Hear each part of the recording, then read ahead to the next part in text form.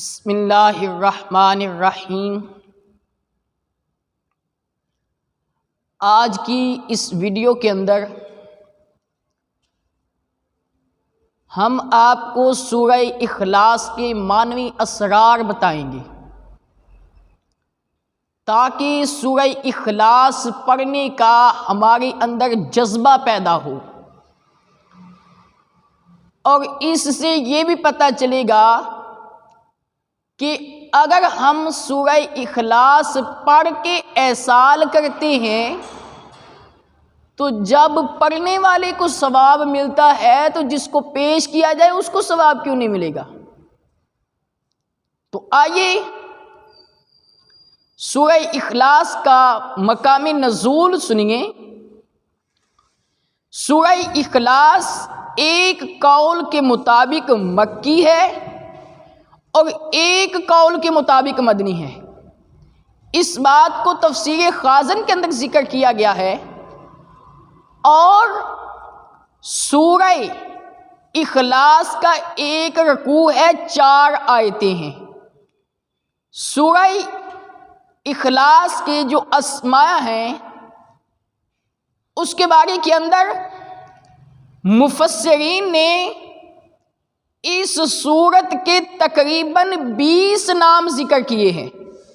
کتنے نام؟ 20۔ اس میں 4 نام ہم عرض کرنے کی کوشش کرتے ہیں کہ اس سورت میں رب کائنات کی خالص توحید کا بیان ہے، اس وجہ سے اسے سورہ اخلاص کہتے ہیں جی۔ اور دوسری بات، اس سورت میں یہ بتایا گیا ہے کہ اللہ تعالی ہر نقص اور عیب سے بری اور ہر شریک سے پاک ہے، اس مناسبت سے اسے سورہ تنزیہ کہتے ہیں۔ اور نمبر 3، جس نے اس سورت سے تعلق رکھا، جس نے اس سورت سے تعلق رکھا وہ غیروں سے الگ ہو جاتا ہے، اس لیے اسے سورہ تجرید کہتے ہیں۔ نمبر 4، اسے پڑھنے والا جہنم سے نجات پا جاتا ہے، اس بنا پہ اسے سورہ نجات کہتے ہیں۔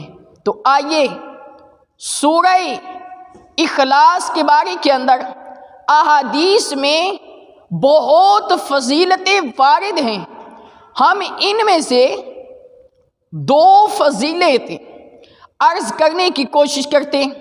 آئیے سنیے۔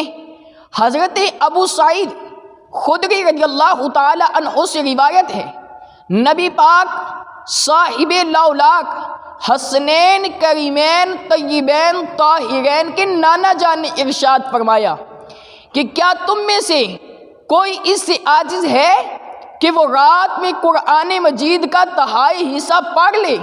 صحابہ کرام علیہم الرضوان، آپ نے یہ بات جب آپ کو بات مشکل معلوم ہوئی تو انہوں نے عرض کی، یا رسول اللہ صلی اللہ علیہ وسلم، ہم میں سے کون اس کی طاقت رکھتا ہے؟ دیکھیں، صحابہ کرام فصاحت و بلاغت کے مالک تھے، ان کے پاس ملکہ تھا، لیکن جب مصطفیٰ کریم علیہ السلام کی زبان طیب طاہر سے یہ بات سنی تو سوال کیا کہ حضور یہ کیسے ہو سکتا ہے؟ تو یہاں سے چلتے چلتے میں ایک نکتہ عرض کرتا ہوں کہ حدیث کا صرف ترجمہ پڑھنا کمال نہیں ہے۔ اس بات سے واضح ہو گیا کہ حدیث کا ترجمہ پڑھنا کمال نہیں ہے، اس کو سمجھنا کمال ہے۔ تو سمجھنے کے لیے ہمیں اولیاء اعظام کے پاس جانا پڑے گا، جیسے صحابہ کرام مصطفیٰ کریم علیہ السلام کا فرمان ذیشان سنتے، جہاں پہ مشکل معنی آتا حضور آسان معنی ذکر کر دیتے، لیکن پھر بھی صحابہ سوال کرتے، کیونکہ صحابہ نے یہ انداز عطا کر کے واضح کر دیا کہ ترجمہ پڑھنا کمال نہیں ہے، اس کو سمجھنا کمال ہے۔ سمجھنے کے لیے اللہ والوں کے پاس جانا ضروری ہے۔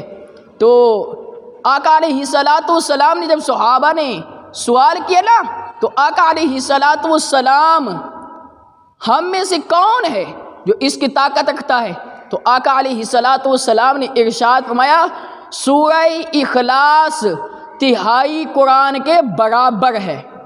اور اس بات کو امام بخاری رحمۃ اللہ تعالی نے 5015 نمبر حدیث ہے، 5015 نمبر حدیث ہے۔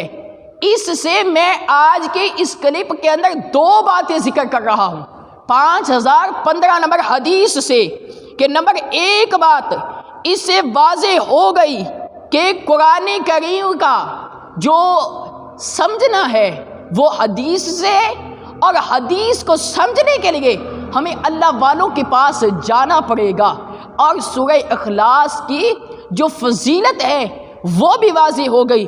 اور اگلی حدیث سنیے، حضرت عائشہ صدیقہ رضی اللہ تعالی عنہا فرماتی ہیں، حضرت عائشہ صدیقہ حضرت سیدنا صدیق اکبر رضی اللہ تعالی عنہ کی بیٹی ہیں، صدیق باپ کی صدیقہ بیٹی۔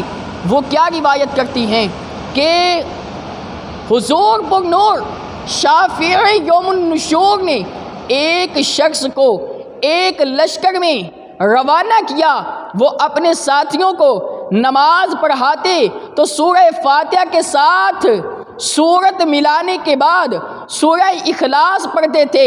جب لشکر واپس آیا تو لوگوں نے نبی پاک صاحب لولاک سے یہ بات ذکر کی تو آپ صلی اللہ علیہ وآلہ وسلم نے ان سے ارشاد فرمایا اس سے پوچھو کہ تم ایسا کیوں کرتے ہو؟ جب لوگوں نے اس سے پوچھا تو اس نے کہا یہ سورہ رحمان کی صفت ہے، اس وجہ سے میں اسے پڑھنا پسند کرتا ہوں۔ تاجدار رسالت معاب صلی اللہ علیہ وسلم نے ارشاد فرمایا اسے بتا دو کہ اللہ تعالیٰ اس سے محبت فرماتا ہے۔ اور یہ بخاری شریف کی حدیث نمبر 7375 ہے۔ اللہ تعالیٰ سے دعا ہے اللہ ہمیں بھی سورہ اخلاص کی تلاوت کرنے کا جذبہ عطا فرمائے۔ آمین بجاہ النبی الامین صلی اللہ علیہ وسلم۔